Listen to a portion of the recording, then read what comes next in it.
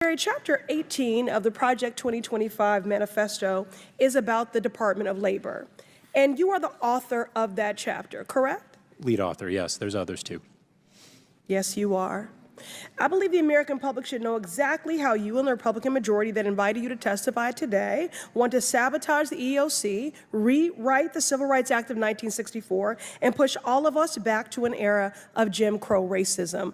I'm shocked that my colleague across the aisle was in disbelief at our characterizations and assertions of racism and discrimination when even former House Speaker Kevin McCarthy said the Republican side of the aisle looked like the most restrictive country club in America.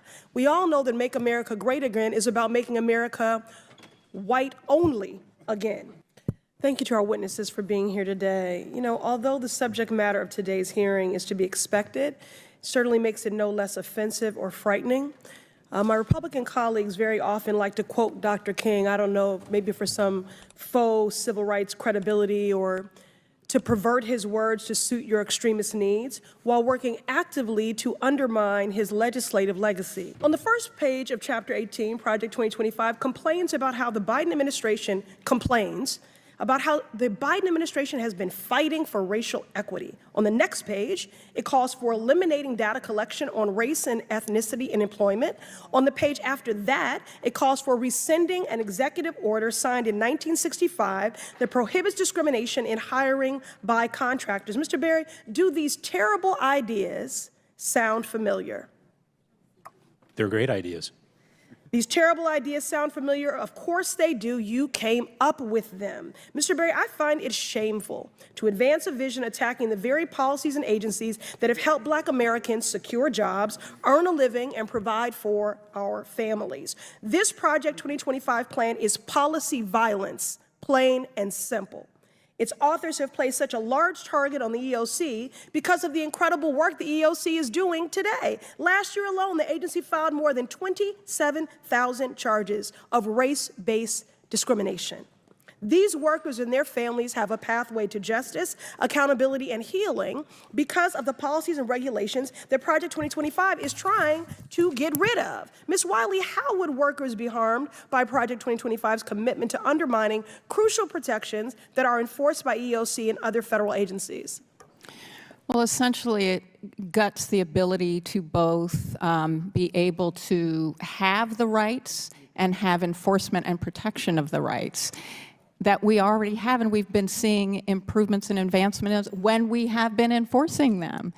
And I'm also deeply concerned with any suggestion that we should not be collecting data or that labor rights, the rights to organize, which has been so important for workers across race, including white men, to ensure that they're getting fair wages and safe working conditions. All of these are actually in that chapter, and they threaten our workplaces for people who are white, for people of color, for people of all backgrounds in this country. And I think that's why we all need to be concerned, because it really is about all of us. That's right. They threaten our workplaces for every person who calls this country home. EEOC offers essential protections that create workplaces where all of us can thrive, but Project 2025 aspires to be the realization of a decades-long crusade by Republicans to strip away this key pillar of the Civil Rights Act. As a founding member of the Stop Project 2025 Task Force, I look forward to showing and telling the American people exactly who you are, Mr. Berry, along with your extremist friends.